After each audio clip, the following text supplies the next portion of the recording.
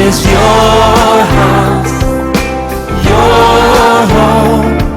We welcome you, Lord, we welcome you. This is your house, your home. We welcome you today. Praise the Lord. Hallelujah. ప్రభువైన యేసుక్రీస్తు వారి పరిశుద్ధ నామములో అందరికీ శుభములు తెలియచేస్తూ ఈరోజు దేవుడు ఆయన వాక్యం ద్వారా మనతో మాట్లాడుచున్న మాటలను శ్రద్ధగా ధ్యానించుకుందాం. దేవుని వాగ్దానాలు ఎంత ఆశ్చర్యంగా ఉంటాయంటే, ఏమైతే దేవుడు వాగ్దానం చేస్తాడో వాగ్దానం ఒకటి ఉంటుంది. ఓహో, ఈ వాగ్దానానుసారంగా ఇది ఎలా జరుగుతుంది అనుకుంటాం, కానీ అది అలా జరగదు. కానీ ఎండ్ ఆఫ్ ద స్టోరీ వాగ్దానం నెరవేరిపోద్దు. దేవునికి స్తోత్రం కలుగును గాక.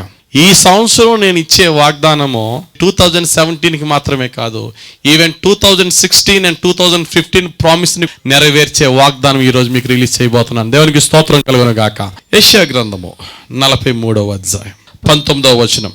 ఇదిగో నేను ఒక నూతన క్రియ చేయుచున్నాను, ఇప్పుడే అది మొలుచును, మీరు దాన్ని ఆలోచింపరా? నేను అరణ్యంలో త్రోవ కలుగు చేయుచున్నాను, ఎడారిలో నదులు పారజేయుచున్నాను. నేను ఏర్పరచుకున్న ప్రజలు త్రాగుటకు అరణ్యంలో నీళ్లు పుట్టించుచున్నాను, ఎడారిలో నదులు కలుగు చేయుచున్నాను. అడవి జంతువులను, అడవి కుక్కలను, నిప్పు కోళ్లను నన్ను గనపరచును. నా నిమిత్తము నేను నిర్మించిన జనులు నా స్తోత్రమును ప్రచురము చేయుదురు. ఆమేన్. This is the promise of the year 2017. ఏంటది? సమృద్ధి తర్వాత వచ్చేది ఏంటంటే ప్రైజ్, స్తుతి.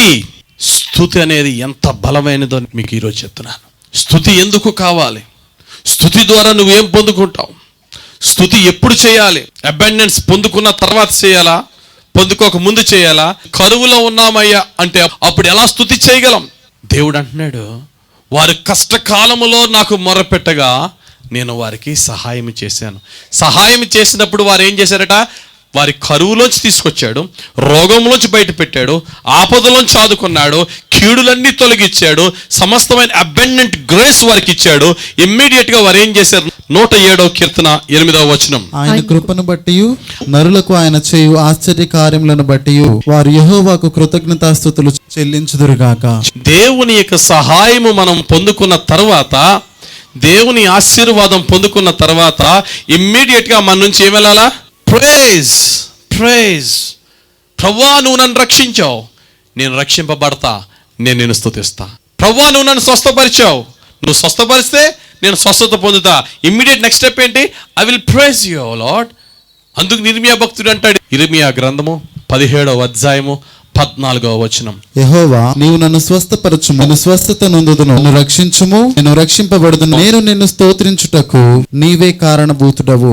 ఈ రోజు నేను నిన్ను స్తుతించడానికి, because you healed me, because you blessed me with your abundance. నీవు గడిచిన సంవత్సరం అంతట్లో నీ యొక్క సమృద్ధితో నన్ను పోషించావు కనుక, నీ కృపతో నన్ను నింపావు కనుక ఈ రోజు నేను స్తుతిస్తున్నాను. కారణం ఏంటంటే నీవు నన్ను దర్శించావు. In midst of so many odds, అనేక అడ్డులు వచ్చాయి నాకు ఈ సంవత్సరంలో, అనేకమైన ఆటంకాలు వచ్చినాయి నాకు ఈ సంవత్సరంలో. నేను అనుకున్నాను నా లైఫ్ ముక్కలైపోద్దేమో, నేను అనుకున్నాను ఇందులోంచి బయటికి రాలేనేమో, నేను అనుకున్నాను నా ఒక్కరి జీవితంలో ఈ వాగ్దానం నెరవేరదేమో. బట్ December 31 వచ్చేటప్పటికి నెరవేర్చేసావు ప్రభువా. దేవునికి స్తోత్రం కలుగునుగాక. నిన్నే నేను స్తుతిస్తానయ్యా, నీకే నా మహిమను చెల్లిస్తానయ్యా. చీకటిలో నుండి నన్ను వెలుగులోనికి తీసుకొచ్చావు. సమృద్ధి ఆర్థికంగా మాత్రమే కాదు, ఆత్మీయంగా ఎంత సమృద్ధి ఇచ్చావు ప్రభువా. నాకు ప్రార్థనలో ఎంత సమృద్ధి ఇచ్చావు ప్రభువా, వాక్యాలతో ఎంత సమృద్ధి ఇచ్చావు ప్రభువా. ఈ సమృద్ధి నీ నుండి మాత్రమే నేను పొందుకున్నా. నీ సమృద్ధితో నన్ను చీకటిలో నన్ను వెలుగులోనికి తెచ్చావు. చీకటిలో ఉన్న మన జీవితాన్ని వెలుగులోనికి తీసుకొచ్చిన తర్వాత what we need to do, ఏం చేయాలి? భక్తుడైన పేతురు అన్నాడు, చదవండి. పేతురు రాసిన మొదటి పత్రిక 2వ అధ్యాయము 9వ వచనం మనం చూసినట్లయితే, అయితే మీరు చీకటిలో నుండి ఆశ్చర్యకరమైన తన వెలుగులోనికి మిమ్మును పిలిచిన వాని గుణాతిశయములను ప్రచురము చేయు నిమిత్తము. చీకటిలో నుండి మన బ్రతుకు, అది ఏ చీకటి? పాపమనే చీకట, అనారోగ్యమనే చీకట, జబ్బులనే చీకట, గొడవలనే చీకట, మనశ్శాంతి లేకపోవడం అనే చీకట, వాట్ ఎవర్ ద డిస్ట్రెస్, భయంకరమైన చీకటి బ్రతుకులో నుండి ఆశ్చర్యకరమైన వెలుగు. ఎందుకంటే చీకట్లో మనం వెలుగులోకి రావడం అంటే ఇట్స్ ఎ మిరాకిల్, ఆశ్చర్యమే. అప్పుల్లో ఉన్న బ్రతుకు సమృద్ధిని చూడడం అంటే ఆశ్చర్యమే.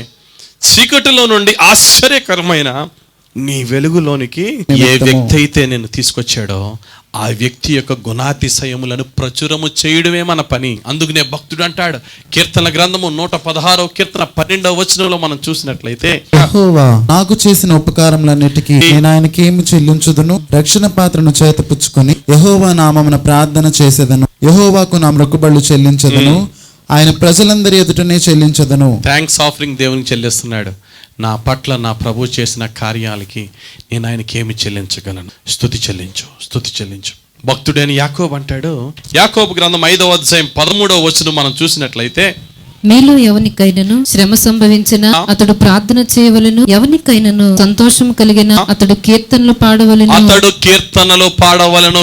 బైబిల్లో దైవ సేవకుల మాటలు ఉన్నాయి, యేసు ప్రభు మాటలు ఉన్నాయి, యెహోవా తండ్రి మాటలు ఉన్నాయి, ప్రవచనాత్మకమైన మాటలు ఉన్నాయి, కొంతమంది అభిప్రాయపు మాటలు కూడా ఉన్నాయి. ఇది యాకోబు భక్తుని అభిప్రాయం. మీలో ఎవరికైనానో సంతోషము కలిగిన పాటలు పాడవలెను, ఎవరికైనానో శ్రమ కలిగిన ప్రార్థన చేయు. యాకోబు భక్తుని మాటని పౌలు భక్తుడు ఫాలో అవ్వలేదు. పౌలు భక్తుడు అద్భుతమైన స్తుతి ఆరాధన చేసాడట. ఎప్పుడు? సంతోషం కలిగినప్పుడు చేశాడా? శ్రమ కలిగినప్పుడు చేశాడో? పౌలు శీలల్ని బ్లాక్ అండ్ బ్లూ కొట్టేశారు, బాగా కొట్టేశారు. కాళ్ళకి చేతులకి బండ్లు వేసేసి జైల్లో పాడేశారు. ఇప్పుడు అది వాళ్ళకి హ్యాపీ మూమెంటా లేకపోతే పెయిన్ఫుల్ మూమెంటా? శ్రమ. ఆ శ్రమలో వాళ్ళు పాటలు పాడకూడదు. ఇది ఒకవేళ ఇది లా అయితే, instead of prayer they praise. దేవునికి స్తోత్రం కలుగును గాక. ప్రార్థన చేశారు, ఇంకా జరసాల బ్రద్దలైపోవడానికి కారణం ఏంటి? వాళ్ళకి praise. The different between prayer and praise ఏంటి తెలుసా? ప్రార్థన దేవుని సన్నిధికి చేరటానికి ప్రయత్నం చేస్తూ ఉంటుంది. ప్రభువా రిసీవ్ మీ, ప్రభువా నన్ను అంగీకరించని మన ప్రార్థన ఏం చేస్తుంది? It tries to reach the God's presence, but praise brings the God's presence in our midst. దేవునికి స్తోత్రం కలుగును గాక. ప్రార్థన ఏం చేస్తుందంటే, ప్రభువా నా ప్రార్థన చేర్చుకో అని చెప్పి అతి కష్టంగా దేవుని సన్నిధికి వెళ్ళడానికి మన ప్రార్థన ట్రై చేస్తుంది. కానీ స్తుతి ఏం చేస్తుందట? దేవుణ్ణే మన మధ్యకి తీసుకొచ్చేస్తుంది. దేవునికి స్తోత్రం. ఏది కావాలి మనకి? We want God's presence in our midst. మన మధ్యకి దేవుని సన్నిధి మన మధ్యన ఉండాలా. మన మధ్యన దేవుని సన్నిధి ఉండాలంటే ప్రైజ్. ఎందుకో తెలుసా? ఆయన స్తుతుల మీద ఆసీనుడైన దేవుడు. దేవునికి స్తోత్రం కలుగును గాక. బాగానే ఉందండి. సంతోషంగా ఉన్నప్పుడు ప్రైజ్ వస్తుంది. బాధల్లోంచి ఎక్కడ వస్తుందండి ప్రైజ్? మీరు అబండెన్స్ అనుభవించారు కాబట్టి మీకు ప్రైజ్ వస్తుంది. నేను అబండెన్స్ అనుభవించిన వాడికి ప్రైజ్ ఎక్కడి నుంచి వస్తుందండి? నాకు ఆ సమృద్ధి లేదు, ఇంకా నా జబ్బులాగే ఉంది, అప్పులాగే ఉంది, ప్రాబ్లం లాగే ఉంది. నా ప్రాబ్లం సాల్వ్ అవ్వలేదు. సాల్వ్ అవ్వనోడికి మీరు ఇన్ని మాటలు చెప్తే ఎలాగా? ఈరోజు నేను చెప్తున్నాను ప్రియులరా, భక్తుడైనటువంటి పౌలు శీలలో ప్రాబ్లం సాల్వ్ అయిన తర్వాత ప్రైజ్ చేశారా? సాల్వ్ అవ్వకుండా ప్రైజ్ చేశారా? సాల్వ్ అవ్వకముందు ప్రైజ్ చేశారు. భక్తుడైన పౌలు శీలల యొక్క స్తుతి వాళ్ళ యొక్క చెరసాల బ్రద్దలు అవ్వకముందు చేశారు. వీళ్ళ స్తుతికి చెరసాల బ్రద్దలైంది. కష్టాల్లో, శోధనలో ప్రభువుని స్తుతించుట అంత ఈజీ కాదు. కానీ ఈ సంవత్సరం నేర్చుకుందాం, కష్టాలలో కూడా నేను స్తుతించగలిగే శక్తిని నాకు ఇవి ప్రభువా. నేనంటాను, ఇదిగో ఈ నూతన వాగ్దానాన్ని తీసుకో. ఈ వాగ్దానములతో ఈ సంవత్సరం దీవింపబడమే కాదు, గడిచిన వాగ్దానాలను, మిస్ అయిన వాగ్దానాల ఫలమును పొందుకుంటావు. ఏంటి? స్తుతి చేయడం నేర్చుకో. భక్తుడైన దావీదు దేవుని మందసాన్ని తీసుకుని దావీదు పురానికి వస్తుంటే కొన్ని సంవత్సరాలు ఆయన కోరిక నెరవేరింది. నా దేవుని మందసం నా పురానికి వస్తుందనే ఆనందంతో తన రాజుననే మర్చిపోయాడు. చిన్న పిల్లవాళ్ళలాగా, పిచ్చివాళ్ళలాగా గంతులేస్తూ ఉంటే మేడగదిలోంచి ఎవరు చూస్తున్నారు? నీ కాలు చూస్తుంది పైనుంచి రాణి గారు. అనుకున్నది మనసులో, అరే ఒక రాజు అనే డిగ్నిటీ కూడా లేకుండా ఎంత చీప్గా డ్యాన్స్ చేస్తున్నాడో అని మనసులో అనుకుంది. దేవుడు చూసి ఏం చేశాడు? ఆమె గర్భాన్ని లైఫ్ టైం సీలేసాడు. గొడ్రాలు అయిపోయింది. దేవుని శాపం ఆమె మీదకి వచ్చింది. అలాగని దావీదు ఆమె చూసిందా, ఈమె చూసిందని కేర్ చేయలే, ఆనందంతో దేవుణ్ణి ఆరాధిస్తున్నాడు. The very secret of David's blessing is praise. స్తుతి. ఆ స్తుతిలో ప్రపంచాన్ని మర్చిపోతాడు.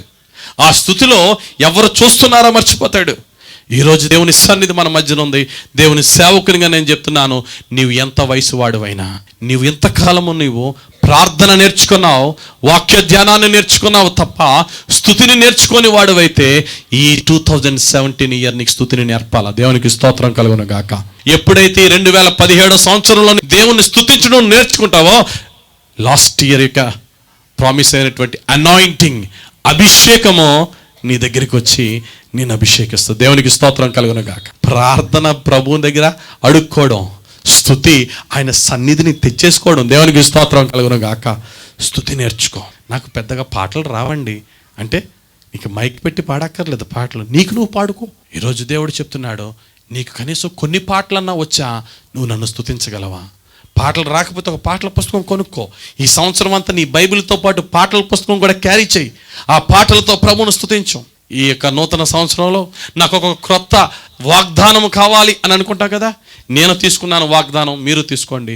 రోజుకు ఒక పాట పాడుతూ నా ప్రభువును స్తుతిస్తానని ఒక వాగ్దానం తీసుకోండి. నేను ఈ వాక్యాన్ని ప్రిపేర్ అవుతున్నాను. ఈ వాక్యం ప్రిపేర్ అవుతుంటే అయితే రోజుకు ఒక కీర్తన పాడాలి కదా. ఇది నేను ప్రీచ్ చేసే ముందు లెట్ మీ ట్రై అని చెప్పేసి ఒక పాట తీసి పాడడం ప్రారంభించాను. ఫస్ట్ చక్కగా పల్లవి పాడా, చరణం వచ్చేటప్పటికి వచ్చు పాట నాకు నేనే కదా పాడుకోవడం అని చెప్పి మనసులో పాడుతున్నాను. వెంటనే నా మైండ్లోకి దేవుడు ఆయన వాక్యాన్ని పంపించాడు. దేవుడు నీ జిహ్వ ఫలం అడిగాడు కానీ నీ గొంతుకు ఫలము మనసు ఫలం అడిగాడా? తీయండి. అపోస్తులైన పౌలు హెబ్రీయులకు రాసిన పత్రిక 13వ అధ్యాయం 15వ వచనం. కాబట్టి ఆయన ద్వారా మనము దేవునికి ఎల్లప్పుడూ స్తుతియాగము చేయుదము, అనగా ఆయన నామమును ఒప్పుకొనుచు జిహ్వ ఫలమును అర్పించుదాము. దీన్ని ఇంగ్లీష్ లో the fruit of your lips అన్నాడు.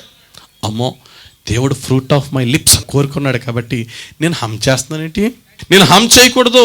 నా పెదవులతో నేను పాడాలి, నేను పాడిన పాట నాకు వినబడాలి అని చెప్పి మరలా నన్ను నేను మేలుకొలుపుకుని నేను పాట పాడడం స్టార్ట్ చేశాను.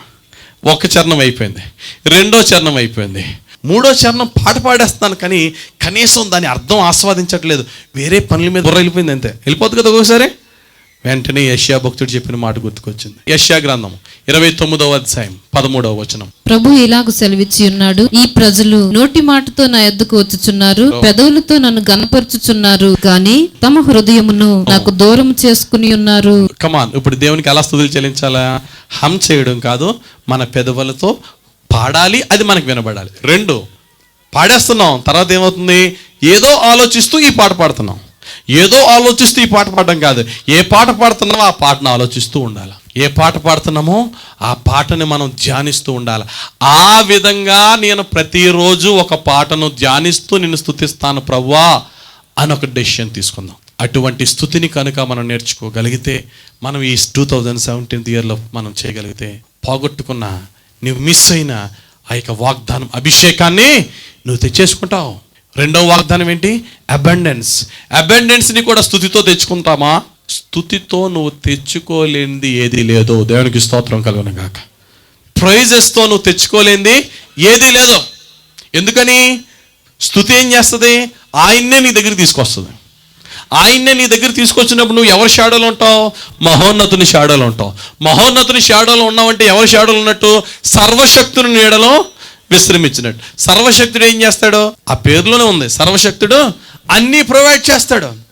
నీ స్తుతి ఏం చేస్తుందంటే నీ శత్రువులపై నీకు జయమిస్తుంది. కీర్తనల గ్రంథము 8వ కీర్తన 2వ వచనం. శత్రువులను పగ తీర్చుకుని వారిని మాన్పివేయుటకై ఈ విరోధులను బట్టి బాలుర యొక్కయు చంటి పిల్లల యొక్కయు స్తుతుల మూలమున నీవు ఒక దుర్గమును స్థాపించి ఉన్నావు. నీ శత్రువుల మీద నువ్వు పగ తీర్చుకోవాలి అంటే, నీ శత్రువులను నువ్వు ఓడించాలి అంటే, దేవుడు అంటున్నాడు ఈరోజు నువ్వు దేవుణ్ణి బలంగా స్తుతించడం ప్రారంభించు. నువ్వు ఎప్పుడైతే దేవుణ్ణి బలంగా స్తుతిస్తావో దేవుడు నీ దగ్గరికి వచ్చేస్తాడు. ఆయన సన్నిధి నీ పక్షముగా శత్రువులతో పోరాడుతుంది. అయితే రెండు జరుగుతాయి. ఆ శత్రువు మనసు మారిపోద్ది. ఒకని ప్రవర్తన యెహోవాకు ప్రీతికరమగినప్పుడు ఆయన వాని శత్రువుని సైతము తనకి మిత్రునిగా మార్చును. నా ప్రవర్తన దేవునికి ప్రీతికరమగినప్పుడు, శత్రువులతో నేను శోధింపబడుతున్నప్పుడు, నేను బలంగా దేవుని ఎప్పుడైతే స్తుతిస్తానో ఆ స్తుతి నా దేవుని సన్నిధిని నా దగ్గర తీసుకొచ్చి నా శత్రువుని నా మిత్రుడిగానే మార్చేస్తుంది. లేక రెండోది ఏంటి తెలుసా? ఆడు అసలు మిత్రుడిగా అవడం కూడా మంచిది కాదు, మహా దుర్మార్గుడు అనుకో. వాడికి పనిష్మెంట్ ఎలాగవాలో దేవుడు ఇస్తాడు. Vengeance is mine. పగ తీర్చుట నా పని. ఫైనల్గా ఒక స్టోరీ చెప్తున్నా, నా మాటలు ముగించాలనుకుంటున్నా. ద పవర్ ఆఫ్ ప్రైజ్ ఎంత గొప్పదో. చాలామంది అభిప్రాయం ఏంటంటే మేలు జరిగిన తర్వాత స్తుతి అనుకుంటారు. కానీ నేనంటాను మేలు జరగకముందు మేలుకై స్తుతి. Praise before blessing and praise after blessing. చాలా జాగ్రత్తగా గమనించండి. ప్రైజ్ బిఫోర్ బ్లెస్సింగ్ అంటే నీవు దేవుని ద్వారా దీవెన పొందక ముందే నువ్వు స్తుతించే స్తుతి నీలో ఏం చూపిస్తుంది, దేవుని ద్వారా దీవెన పొందేసిన తర్వాత నువ్వు చేసే స్తుతి నీలో ఏం చూపిస్తుంది. దేవుని ద్వారా నీవు మేలు పొందక ముందే దేవుని స్తుతిస్తే ఇట్ షోస్ యువర్ ఫేత్. దేవుని ద్వారా మేలు పొందేసిన తర్వాత నువ్వు చేసే స్తుతి ఇట్ షోస్ యువర్ గ్రాటిట్యూడ్. రెండు స్తుతే. మేలు పొందిన తర్వాత చేసే స్తుతి ఏమవుతుంది, కృతజ్ఞతగా బయటకు వస్తుంది. అలా కాకుండా మేలు పొందక ముందే నువ్వు చేసే స్తుతి ఏమవుతుంది, నీలోన విశ్వాసాన్ని దేవునికి చూపిస్తుంది. దేవునికి స్తోత్రం కలుగును గాక. విశ్వాసంతో ఉంటే ఏమంటున్నాడు దేవుడు, కొండలో కూడా కదిలిపోతాయి. నీకు ఆ శ్రమ పోలేదు, ఆ రోగం పోలేదు, ఆ వ్యాధి పోలేదు, ఆ అప్పులు పోలేదు. Yet you are not just praying God but you are praising God. నువ్వు దేవుని స్తుతిస్తున్నావు, ఏమవుతుంది, యెహోషాపాతు యుద్ధం లాంటిది అవుతుంది. బైబిల్లో ఒక అద్భుతమైన యుద్ధం ఉంది. యూదులకు రాజుగా ఉన్నాడు యెహోషాపాతు. యెహోషాపాతు ఎవరికైతే యూదులకు రాజుగా ఉన్నాడో ఆ యూదులు ఆ టైంలో మరీ దావీదులాగా, సౌలులాగా, సొలొమోను కాలంలో ఉన్నట్టుగా మహాబలమైన రాజ్యంగా లేదు. యెహోషాపాతు కాలంలో యూదా రాజ్యము ఒక నార్మల్, ఒక చిన్న రాజ్యంగా ఉంది. అటువంటి చిన్న రాజ్యం మీద పెద్ద సైన్యం వచ్చి మీద పడింది. చదవండి 2వ దినవృత్తాంతాల గ్రంథము 20వ అధ్యాయము 1వ వచనం. ఇది అయిన తరువాత మోయాబీలును, అమ్మోనీయులను, మెయోనీయులను కొందరు దండెత్తి యెహోషాపాతు మీదకి వచ్చిరి. అంతలో కొందరు వచ్చి సముద్రము అవల నుండు, సిరియన్ల తట్టు నుండు గొప్ప సైన్యం ఒకటి నీ మీదకి వచ్చుచున్నదని. ఎవరు వస్తున్నారట? గొప్ప సైన్యము. యెహోషాపాతు, నువ్వు చిన్నగా, నీ యొక్క సైన్యము, నీ రాజ్యము చాలా చిన్నగా ఉంది, కానీ ఇప్పుడు నీ మీదకి అటాక్ చేయబోయే నీ శత్రువు సైన్యం ఎలా ఉన్నదంటే చాలా గొప్ప సైన్యం నీ మీదకి వస్తుంది. ఒక దేశస్తులు కాదు, 3-4 దేశస్తులు నిన్ను అటాక్ చేయబోతున్నారు అనే వార్త యెహోషాపాతుకు వచ్చినప్పుడు, ఏమంటే ఒక శత్రువు మన మీదకి వచ్చినప్పుడు ఇమ్మీడియట్గా ఫస్ట్ మనం చేసేది ఏంటంటే వాడు బలం ఎంత, మన బలం ఎంత చూసుకుంటాం. యెహోషాపాతు ఒక్కసారి చెక్ చేసినప్పుడు వాళ్ళ బలంతో యెహోషాపాతు బలం చూసినప్పుడు ఇంపాసిబుల్, ఎలా పోరాడినా గెలవలేం, అటువంటి స్టేజ్కి వచ్చేసింది. యెహోషాపాతు దేవుని దగ్గర ఉపవాసంతో ప్రార్థన చేశాడు. తన యొక్క సంఘంతో, తన యొక్క ప్రజలతో ప్రార్థన చేయించాడు. ఫైనల్గా ఎంత ప్రార్థన చేసినా ఇంకా యుద్ధానికి వెళ్ళవలసిందే. ప్రార్థనలు అయినాయి, యుద్ధానికి వెళ్ళాలా. యెహోషాపాతుకి అద్భుతమైన ఐడియా వచ్చింది. నేను అదే చెప్తున్నాను. ఏంటి తెలుసా ఐడియా? ప్రార్థన ఆపేయండి, ఇంకా యుద్ధ భూమికి వెళ్తున్నాం కదా, ప్రైజ్ స్టార్ట్ చేయండి. దేవునికి స్తోత్రం కలుగును గాక. ప్రార్థన ఆపేసి స్తుతి ప్రారంభించమన్నాడు. చూడండి అదే 20వ అధ్యాయము 21 నుంచి చదువు. మరియు అతడు జనులను హెచ్చరిక చేసిన తరువాత యెహోవాను స్తుతించుటకు గాయకులను ఏర్పరచి వారు పరిశుద్ధ అలంకారములు ధరించి సైన్యము ముందర నడుచుచు. సైన్యము ముందు ఎక్కడ కూడా ఇటువంటిది మనం చూడం కదా. అసలు ఫ్రంట్ రోలో ఎవరు నించోబెడతారు? పరాక్రమవంతులైనటువంటి యుద్ధ వీరులు నించోబెడతారు. ఇక్కడ ఫ్రంట్ లైన్ ఎవరు నిలబెట్టాడు? పరిశుద్ధ అలంకృతులైనటువంటి దేవుణ్ణి స్తుతించు వారిని. పరిశుద్ధ అలంకృతులు అంటే ఏంటి? అలంకారాల్లో పరిశుద్ధమైన అలంకారాలు అంటూ ఏమీ లేవు. ఎవరైతే తమ హృదయాన్ని, తమ మనస్సులను, తమ దేహములను పవిత్రంగా, పరిశుద్ధంగా, దేవునికి ప్రీతికరంగా తమ్మును తాము ఉపవాసముతోనూ, తమ్మును తాము ప్రార్థనలతోనూ సిద్ధపరుచుకుని ఆ యొక్క పరిశుద్ధమైనటువంటి హృదయాలతో దేవుని స్తుతించేవారిని ఫ్రంట్ లైన్లో పెట్టాడట. సాధారణంగా దేవుని స్తుతించేవారు పాస్టర్లకి కత్తి యుద్ధాలు ఏం తెలుస్తాయండి? వాళ్ళు భయపడలేదు. అలాగేనండి అని చెప్పి ఫ్రంట్ లైన్లో దేవుని స్తుతించే వారిని పెట్టగా యుద్ధ వీరులందరూ వెనకాతలు నిల్చున్నారట. అయితే ఇక్కడ ఎవరు యుద్ధం చేశారు, ఎలా జరిగిందని మనం చూసినట్లయితే చదువు ఇప్పుడు 22వ వచనం. వారు పాడుటకును స్తుతించుటకును మొదలు పెట్టగా యెహోవా యూదా వారి మీదకి వచ్చిన అమ్మోనీయుల మీదను, మోయాబీయుల మీదను, శేయూరు మన్యవాసుల మీదను మాటుగాండను పెట్టెను గనుక వారు హతులైరి. అమ్మోనీయులను, మోయాబీయులను, శేయూరు మన్య నివాసులను బొత్తిగా చంపి నిర్మూలము చేయవలనని పొంచి ఉండి వారి మీద పడిరి. వారు శేయూరు కాపురస్తులను కడముట్టించిన తరువాత తమలో ఒకరినొకరు చంపుకున్నటకు మొదలు పెట్టిరి. ఇక్కడ గమనించండి ప్రియులరా, దేవుడు ఎంత అద్భుతమైనటువంటి కార్యం చేశాడంటే, వీళ్ళు స్తుతించడం ఎప్పుడైతే ప్రారంభించారో దేవుని సన్నిధి వారి మధ్యకి వచ్చింది. బాబేలు గోపురం కడుతున్నారు, అందరూ ఒక అండర్స్టాండింగ్తో కడుతున్నారు. బాబేలు గోపురం అది దేవునికి విరోధకరమైనది, దేవుని అడగలేదు, దేవుని చిత్తం కాదు, మనమే గొప్ప పేరు సంపాదించుకుందామని అనుకున్నారు. అప్పుడు దేవుడు ఒక మాట అంటాడు, మనము వారి యొద్దకు దిగి వెళ్ళదము అన్నాడు. అంటే ఇక్కడ గాడ్స్ ప్రజెన్స్ బాబేలు గోపురం దగ్గరికి దేవునికి విరోధంగా చేస్తున్న వారి దగ్గర దిగిపోయింది. దేవుడు ఏం చేశాడట, గోపురం కడుతున్న వారి మధ్య భాష విభేదం చేసి వారి మధ్య ఏం కలిగి చేశాడు, కన్ఫ్యూజన్ స్పిరిట్ని పెట్టాడు. అంతే.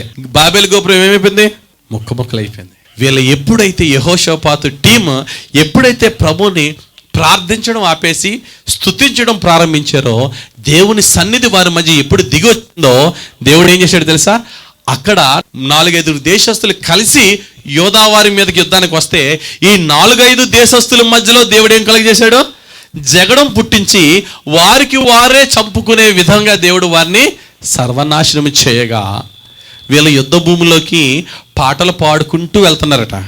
పాటలు పాడుకుంటూ వెళ్తే ఆ యుద్ధ భూమిలో ఏం కనబడిందట, 3 రోజులు యుద్ధం చేశారు వీళ్ళు. 3 days కంటిన్యూస్ ఫైట్ చేశారట.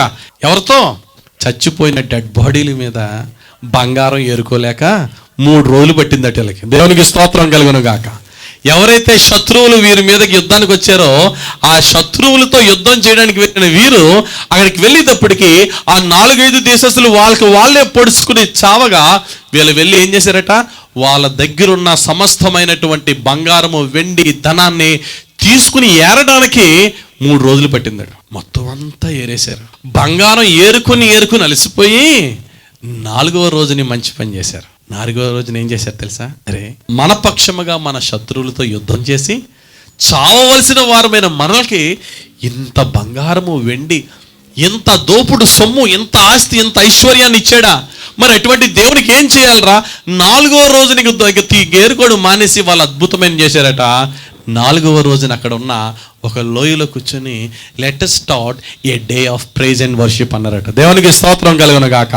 ఆ రోజంతా కూడా 4వ రోజుని ఏరడం మానేసి, ఇంకా వాళ్ళు మాట్లాడుకోవడం మానేసి, నాయనా నువ్వు చేసిన కార్యాలకి ఇదిగో మా యొక్క అర్పణ అని చెప్పి దేవుని స్తుతించడం ప్రారంభించారు. చూడండి అదే అధ్యాయం 20వ అధ్యాయం 26వ వచనం. 4వ దినమున వారు బెరాకా లోయలో కూడిరి. అక్కడ వారు యెహోవాకు కృతజ్ఞతాస్తుతులు చెల్లించినందున నేటి వరకును ఆ చోటికి బెరాకా లోయ అని పేరు. బెరాకా అనే మాటకి క్రింద ఫుట్ నోట్ లో అర్థం ఏమిచ్చాడు, స్తుతి, praise. This year 2017 is the year of Beraka in the name of Jesus. స్తుతి చెల్లిందాం దేవునికి. నాయనా ఈ 2017వ సంవత్సరంలో నేను స్తుతించు వానిగా నన్ను చెయ్యి. ఇప్పుడు మీరు గమనించండి ప్రియులారా, ఇక్కడ యెహోషాపాతు టీమ్ దేవుణ్ణి ఎప్పుడు స్తుతించారండి, before problem and after problem. Problem వచ్చినప్పుడు దేవుని స్తుతించారు, ఆ తర్వాత ప్రాబ్లం సాల్వ్ అయిపోయిన తర్వాత దేవుని స్తుతించారు. మన డిక్షనరీలు ఏంటంటే ప్రాబ్లం సాల్వ్ అయిపోతేనే దేవుని స్తుతించడం. కానీ ఈరోజు కొత్తగా ప్రభు నీతో నాతో చెప్తున్న మాట ఏంటంటే ప్రాబ్లం వచ్చిన వెంటనే దేవుని స్తుతిద్దాం. యెహోషాపాతు చేసిన యుద్ధం ఏమీ లేదు, కత్తి ఫైట్, కర్ర ఫైట్ ఏమీ చేయలేదు. యెహోషాపాతు స్తుతి ఆరాధన చేశాడు. ఓన్లీ ప్రైజెస్ దేవునికి చెల్లించగా దేవుని సన్నిధి అక్కడ వచ్చి శత్రువుల మధ్య కన్ఫ్యూజింగ్ స్పిరిట్ పెట్టి వాళ్ళని హతమార్చి యెహోషాపాతుకి దేవుడు విజయం ఇచ్చాడు.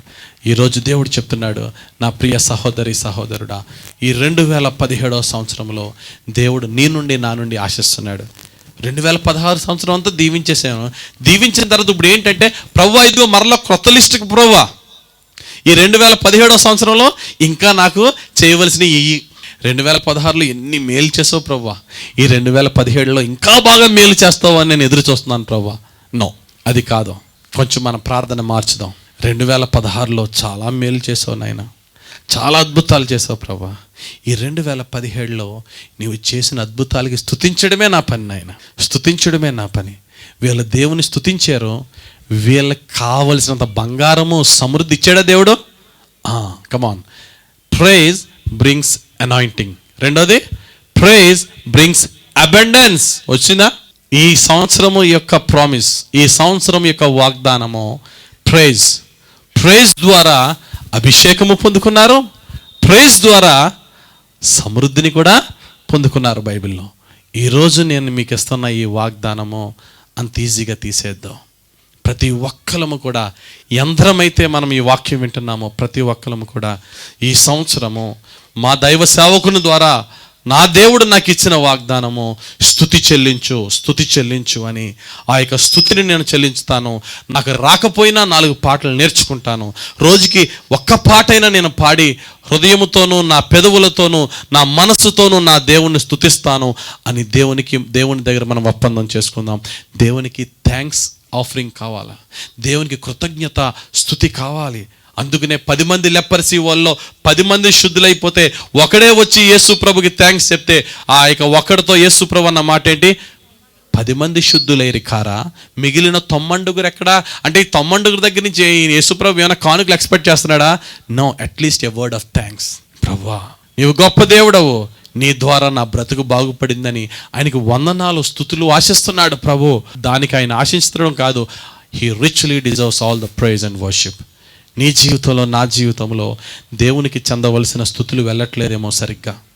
అప్లికేషన్స్ ఎక్కువ వెళ్తున్నాయి, ప్రేయర్స్ ఎక్కువ వెళ్తున్నాయి, డిజైర్స్ ఎక్కువ వెళ్తున్నాయి, అవసరతల గురించి విజ్ఞాపనలు ఎక్కువ వెళ్తున్నాయి. నాయనా ఈసారి నుంచి ప్రైజెస్ పంపిస్తాను నీ దగ్గరికి. ఏమండి, ఒక వ్యక్తిని ప్రైజ్ చేస్తున్నావంటే అర్థం ఏంటి? ఏ వ్యక్తినైతే నువ్వు ప్రైజ్ చేస్తున్నావో అతన్ని గొప్ప చేసి ప్రైజ్ చేసేవాడు తగ్గడం. ఇప్పుడు మనం దేవుణ్ణి ప్రేజ్ చేస్తున్నామంటే అర్థం ఏంటో మనకు అర్థమైంది. ఒకవేళ మనం దేవుణ్ణి ప్రేజ్ చేయట్లేదు అనుకో, అంటే మనం దేవుని స్తుతించట్లేదంటే అర్థం ఏంటో తెలుసా? మనల్ని మనం గొప్ప చేసుకోవడం. దేవుణ్ణి స్తుతించట్లేదంటే అర్థం ఏంటంటే ఈరోజు నేను పొందిన ఇక ఆరోగ్యము, ఆర్థిక స్థితి, ఈ అబెండెన్స్, ఈ అనాయింటింగ్, ఈ సమృద్ధి నా ఎబిలిటీ ద్వారా వచ్చింది, నా టాలెంట్ ద్వారా వచ్చింది, నా కృషి ద్వారా వచ్చింది. అటువంటి థాట్ ఉన్న వారికి అయితే మనం ప్రేజ్ చేయలేం. ఒకవేళ లేదు, నేను అయోగ్యుణ్ణి, అనర్హుణ్ణి, నా ప్రభు ఉచితమైన కృప అన్నప్పుడు స్తుతించకుండా ఉండలేం. దేవునికి స్తోత్రం కలుగును గాక. కాబట్టి ప్రియులారా, నేను అలా కాదండి, నాకు ఆ అభిప్రాయం లేదు కానీ స్తుతించట్లేదు అంతే అంటే దేవుడు అడుగుతున్నాడు, నువ్వు స్తుతించి తీరాలి. అందుకనే కీర్తనకాడు అంటాడు, కీర్తన గ్రంథము 150 కీర్తన 6వ వచనంలో, సకల ప్రాణులు యెహోవాను స్తుతించుదురుగాక. దేవునికి స్తోత్రం కలుగును గాక. సకల ప్రాణులు. మనం దేవుణ్ణి స్తుతించట్లేదంటే నెబుకద్నెజరుని జ్ఞాపకం చేసుకోండి. మనం దేవుని స్తుతించట్లేదంటే హేరోదుని జ్ఞాపకం చేసుకోండి. ఎందుకని? హేరోదుని ప్రజలందరూ పొగిడినప్పుడు దేవుడు ఒకే ఒక మాట అంటాడు. అపోస్తల కార్యాలు 12వ అధ్యాయంలో చివరన, వారు హేరోదుని ఇది దైవ స్వరమే కానీ మానవ స్వరము కాదని పొగుడుతున్నప్పుడు హేరోదు దేవుణ్ణి మహిమపరచనందున ఏమైంది?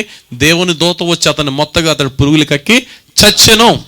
అంటే హేరోదు ఒక యూదుడయ్యుండి, దేవుని గురించి తెలిసిన వాడయ్యుండి, దేవునికి ఇవ్వాల్సిన ప్రైజెస్ దేవునికి ఇవ్వనందున దేవుడు అతను చంపేశాడు. రాజు అయిన నెబుకద్నెజరు తన బబులోను సామ్రాజ్యాన్ని చూసి దేవుణ్ణి హెచ్చించకుండా తన బలమును హెచ్చించుకున్నాడు. కనుక దేవుడు ఏం చేశాడు? గద్దె దించి గడ్డి మేయించాడు. ఇదిగో ఈరోజు దేవుడు చెప్తున్నాడు, 2017 ఇయర్ నువ్వు ప్రైజెస్ చేస్తావా? అభిషేకం నీ దగ్గరికి వస్తుంది, పోగొట్టుకున్న సమృద్ధి నీ దగ్గరికి వస్తుంది, ఇంకా అనేకమైన దీవెనలు ఈ సంవత్సరం నువ్వు పొందుకుంటావు. దేవుని స్తుతించడం నువ్వు మానేస్తే నీ ఎబిలిటీని బట్టే నువ్వు గర్విస్తున్నావు అనే సత్యాన్ని నువ్వు ప్రజలకు తెలియచేస్తున్నావు అనే మాటని ఈరోజు ప్రభు నాతో మాట్లాడుతున్నాడు. యేసయ్యా నీవే నా స్తుతి, నా స్తుతికి కారణము నీవే అని చెప్పి దేవుని స్తుతిద్దాం. స్తుతించడం నేర్చుకోండి. కొయర్ మాత్రమే పాటలు పాడడం కాదు, ప్రతి ఒక్కరు, నేను చెప్పాను కదా, సండే స్కూల్ నుంచి ఎంత వయసు ఉన్నా సరే దేవుని స్తుతించడం నేర్చుకుందాం, దేవుణ్ణి ఆరాధిద్దాం, దావీదులాగా దేవుని మహిమపరుద్దాం. మన స్టేటస్ని ప్రక్కన పెడదాం. నా చీర నలిగిపోతుందా, నా సూట్ నలిగిపోతుందా కాదు, నా ప్రభుని ఎంతగా స్తుతించి ఆరాధిద్దామా. అటువంటి స్తుతి కనుక మనం నేర్చుకుంటే ప్రియులరా, అన్ని దీవెనలు అందులోంచి వస్తాయి. స్తుతి, you knock with praise, you knock whatever you want with praise. నీకు ఏది కావాలో దాన్ని తట్టమంటున్నాడో స్తుతితో నువ్వు తట్టు. ఈ సంవత్సరం బహుశా నువ్వు 2016వ సంవత్సరం ప్రార్థనతోనే తట్టి తెలిసిపోయి ఉండొచ్చు. ఈ 2017వ సంవత్సరంలో ప్రైజెస్తో తట్టు. ఖచ్చితంగా దేవుడు నీకు ద్వారాన్ని తెరుస్తాడు, నీకు కావలసిన సహాయంతో నేను తృప్తిపరుస్తాడు. దేవుడు నిన్ను నన్ను ఆయన స్తుతితో నింపి మన జిహ్వ ఫలము దేవునికి ఇష్టమైన అర్పణగా దేవుని సన్నిధికి చేరి మన స్తుతి ఆయన సన్నిధికి వెలిచుండగా ఆయన కృప మన మీదకి దిగువచ్చులాగున పూర్ణ హృదయముతో, పూర్ణ మనస్సుతో, పూర్ణ ఆత్మతో దావీదు వలె స్తుతిద్దాం, దావీదు వలె అభిషేకం పొందుదాం, సమృద్ధి పొందుదాం, దేవునికి మహిమార్థంగా జీవిద్దాం. దేవుడు తన పరిశుద్ధ వాక్యం మనందరి జీవితంలో నెరవేర్చునగాక. ఆమేన్. ప్రార్థన చేసుకుందామా? తలలు వంచండి, కళ్ళు మూసుకోండి. పరిశుద్ధుడు అయిన మా తండ్రి, నీ వాక్యముతో మాతో మాట్లాడినందుకు వందనాలు. మా జీవితంలో నిన్ను ఎప్పుడు కూడా అది కావాలి, ఇది కావాలి, ఆ బాధ తీసే, ఈ బాధ తీసే అని అడగడమే కానీ నీవు ఎంత గొప్పవాడవో, ఆల్రెడీ మా జీవితంలో ఎన్నేసి గొప్ప కార్యాలు చేసావో వాటిని బట్టి నిన్ను స్తుతించడం నాయన మా జీవితంలో తక్కువైపోయింది. కానీ నిన్ను మా అవసరతలు తీర్చమని అడగడమే ఎక్కువైపోయింది నాయన. నీవు మా జీవితంలో ఇంతవరకు చేసిన ప్రతి కార్యాన్ని బట్టి నిన్ను హృదయపూర్వకంగా స్తుతించే జీవితం మాకు దయచేయండి. యేసయ్యా, 2017వ సంవత్సరంలో నిన్ను బహుగా స్తుతించు వారిగా మమ్మల్ని దీవించండి. ఇక్కడ చేరి వచ్చిన ప్రతి ఒక్కరిని దీవించండి.